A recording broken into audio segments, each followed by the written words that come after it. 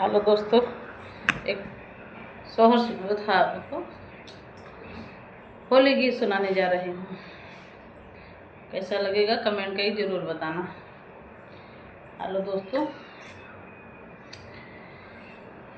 हमारे हैरान कान वाला सखी दिल वाला, मलिया चौरस कान वाला सखी दिल वाला, कान वाला पहिरी मई बागों में गईले, कान वाला पहिरी मई बागों में गईले, मलिया चौरस कान वाला सखी दिल वाला, हमार हैरान कान वाला सखी दिल वाला,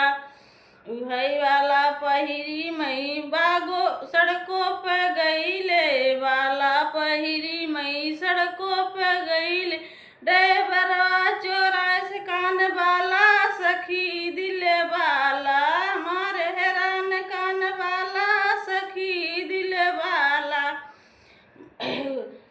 वही कान वाला पहिरी मई जगतों पे गईले, वही कान वाला पहिरी मई जगतों पे गईले, कहरा चौरास कान वाला सखी दिल वाला, कहरा चौरास कान वाला सखी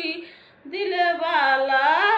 अरे हैरान कान वाला सखी दिल वाला, है वाला पहिरी मई महलों पर गईले, वाला पहिरी मई महलों पर गईले, अहिरा चौरास कान वाला सखी दिल वाला, मार हैरान कान वाला सखी